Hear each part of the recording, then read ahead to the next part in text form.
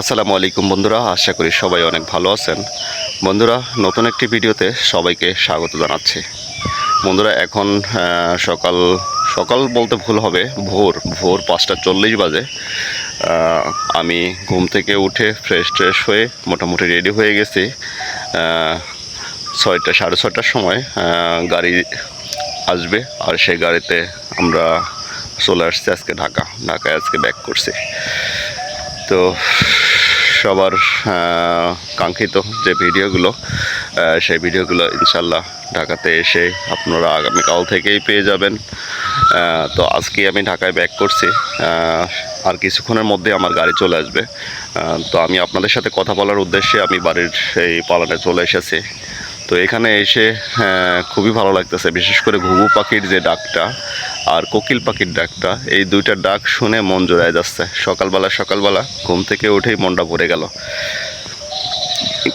একটু 10 সেকেন্ড আপনারা একটু শোনেন। দেখেন, দুইটা ঘুঘু দুই পাশে ডাকতেছে।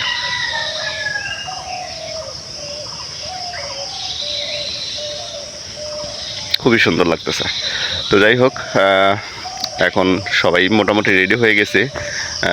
ঢাকা যাব আজকে, ঢাকায় ব্যাক করবো আজকে। ঈদের ছুটি কাটানো শেষ, বেশ কয়েকদিন ছুটি কাটালাম। মোটামুটি পরিবারের সাথে ভালোই ঈদ উদযাপন করলাম, এনজয় করলাম, বিভিন্ন জায়গায় ঘোরাঘুরি করছি। আমি নিজে উপভোগ করছি এবং আপনাদেরকেও দেখাইছি, বা আপনারাও উপভোগ করছেন। তো যাই হোক, আজকে ব্যাক করতেছি ঢাকাতে। আর ঢাকাতে গিয়েই আমি আপনাদেরকে জমিজমা সংক্রান্ত আপনাদের বহুল কাঙ্ক্ষিত যে ভিডিওগুলো, সেই ভিডিওগুলো দেওয়ার চেষ্টা করব। তো আশা করি আমার ব্যক্তিগত যে ব্লগগুলো, পার্সোনাল যে ব্লগগুলো, এই ব্লগগুলো আপনাদের কাছে অনেক ভালো লাগছে, আর ভবিষ্যতেও ভালো লাগবে। তো গত ভিডিওতে আমি বলেছি যে একটা খামার বাড়ির করতেছি, বা আমার বাড়িতে একটা খামার করতেছি। তো আসলে আমার অনেক দিনের স্বপ্ন একটা খামার বাড়ি করার ছিল। তো স্বপ্নটা ছিল আসলে মূলত আমি নিজে একটা বাড়ি করে সেখানে একটা খামার বাড়ি করব। কিন্তু আসলে অর্থনৈতিকভাবে একটু দুর্বলতার কারণে আমি সেটা পারতেছি না এই মুহূর্তে, যার কারণে আমার গ্রামের বাড়ি, আমার বাবার বাড়িতেই আমি আপাতত স্টার্ট করতেছি, কারণ অনেক লেট হয়ে যাচ্ছে। তো যদি আল্লাহ কখনো তৌফিক দান করে, তাহলে অবশ্যই তখন সেটা শিফট করব। তো যাই হোক, তখনও আপনারা সব কিছুই ভিডিও আকারে দেখতে পারবেন। তো যাই হোক, এখন যাই, কিছুক্ষণের মধ্যে গাড়ি চলে আসবে। রাস্তায় যাই গাড়ির কাছে, ঢাকার উদ্দেশ্যে রওনা দেই। দেখা হচ্ছে রাস্তায় গিয়ে, পথে গিয়ে। তো বন্ধুরা, আমরা এই যে চলে এসেছি ফেরিঘাটে। গাড়িতে ওঠার সময় ক্যামেরা বের করতে পারিনি, তাড়াতাড়ি করতেছিল এবং গাড়িতে ব্যাগ ট্যাগ ছিল, যার কারণে ওগুলো ঢোকানোর কারণে আমি ক্যামেরা করতে পারিনি। তো ফেরিঘাটে চলে এসেছি, ফেরি ওয়েট করতেছে গাড়ির জন্য। আগে একটা সময় ছিল গাড়ি ফেরির জন্য ওয়েট করতো, মানে ফেরি কম ছিল, গাড়িটা বেশি ছিল। তো পদ্মা সেতু হওয়ার পর থেকে বেশিরভাগ গাড়ি পদ্মা সেতু দিয়ে যায়, যার কারণে এই ঘাটে গাড়ির সংকট হয়ে গেছে। এখন ফেরি দাঁড়ায় থাকে গাড়ির জন্য। তো আমরা অনেকক্ষণ হলো আসছি।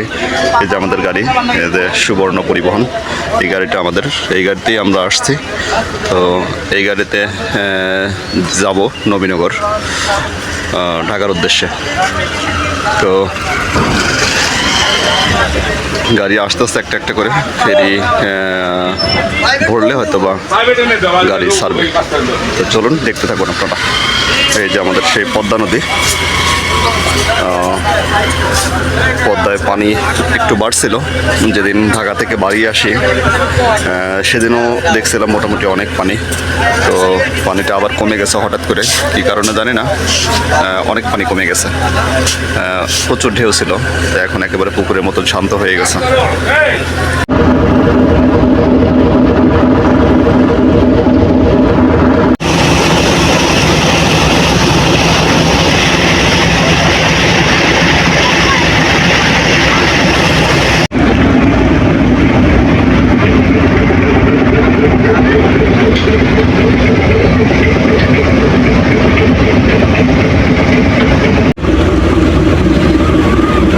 বন্ধুরা, আমরা মাঝ নদীতে চলে এসেছি।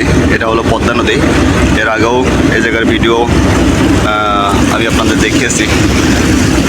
বিশেষ করে উত্তরবঙ্গের মানুষ যারা আছেন, তারা অনেকেই আছেন পদ্মা নদীতে আসেন নাই, আমার ভিডিও যারা দেখেন, এটাই হলো সেই পদ্মা নদী। তো আমাদের এটা হলো দৌলতদিয়া পাটুরিয়া নৌরুট। তো দৌলতদিয়া পাটুরিয়া নৌরুটে পদ্মা এবং যমুনা দুইটার সংযোগ স্থল। আর দুইটার পানি কিন্তু সবসময় আলাদা হয়। পদ্মার পানি এক ধরনের হয়, যমুনার পানি আরেক ধরনের হয়। তো পদ্মার যে পানিটা সেটা আমরা পার করে চলে এসেছি, ওটা ছিল পরিষ্কার পানি। আর এখন যেটা দেখতেছেন এটা হলো ঘোলা পানি, যমুনার পানি। তো এটাই আমি দেখেছি যে পদ্মার এবং যমুনার পানিটা সবসময় আলাদা থাকে। তবে যখন বর্ষার সিজন হয় তখন সব পানি এক হয়ে যায়, তখন নতুন পানি আসে, নতুন পানি আসলে এক হয়ে যায়। কিন্তু এই সময়টা আসলে দেখা যায় পদ্মা এবং যমুনার আলাদা আলাদা পানি।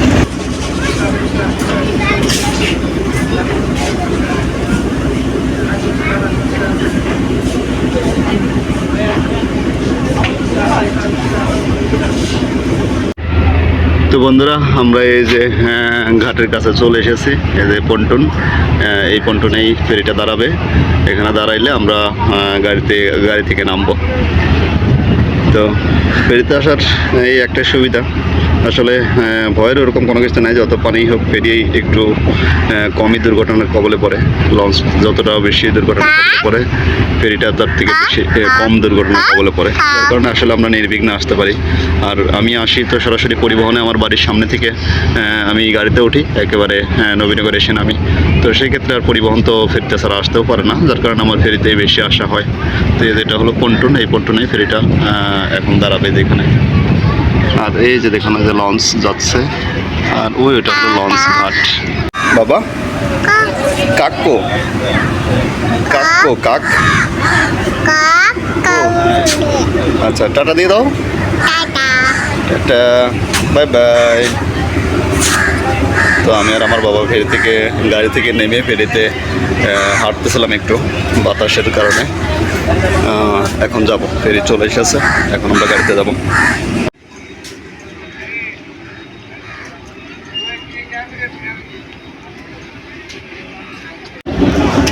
এই যে এখানে লাগাবে এখন ফেরিটা, এই ঘাটে দাঁড়াবে।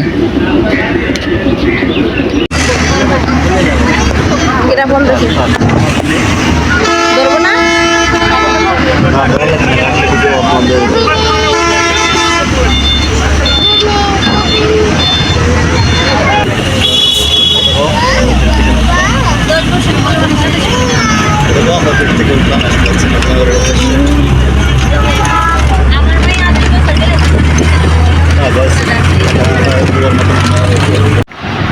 তো বন্ধুরা, এই যে আমরা বাসায় চলে এসেছি। আসলে নবীনগর এসে ব্যাগ ট্যাগ নিয়ে গাড়িতে ওঠা একটু ঝামেলা হয়ে যাচ্ছিল, গাড়ি পাওয়া যাচ্ছিল না। অনেকগুলো গাড়ি একসাথে এসে দাঁড়াইছিল, যার কারণে গাড়ি পাইতেছিলাম না। আর এই কারণে আসলে ক্যামেরা বের করতে পারিনি। তো সোজা একটা অটো নিয়ে আমি বাসায় চলে এসেছি। বাসায় এসে আপনাদের সাথে কথা বলছি। তো যাই হোক, একেবারে সিম্পল একটা ভিডিও ছিল। বাড়ি থেকে ঢাকায় আসলাম, তো কিভাবে আসলাম, আসলে কোনো গাড়িও চেঞ্জ করিনি, একবারে আবার বাড়ির সামনে থেকে গাড়িতে উঠছি এবং নবীনগরে এসে নামছি। নবীনগর নেমে একটা অটো রিক্সা নিয়ে বাসায় চলে এসেছি। তো জাস্ট এটুকুই। তো যাই হোক, তারপরেও এই ভিডিওটি কেমন লাগলো অবশ্যই একটু কমেন্টস করে জানাবেন আমাদের। আর দুশ্চিন্তার কোনো কিছু নাই, আগামীকাল থেকেই আমি জমি জমা সংক্রান্ত ভিডিও নিয়ে আসবো। তো আশা করি সবাই আমার পাশে থাকবেন, আমাকে সহযোগিতা করবেন। যদি আপনাদের কাঙ্ক্ষিত স্বপ্নের জমিটা পেয়ে যান, তাহলে অবশ্যই আমার সাথে যোগাযোগ করবেন। আমি আপনাদেরকে কিনে দেওয়ার ব্যবস্থা করব বা যোগাযোগ করাই দেওয়ার ব্যবস্থা করব। তো সবাই ভালো থাকবেন, সুস্থ থাকবেন, সবার জন্য শুভকামনা। আল্লাহ হাফেজ।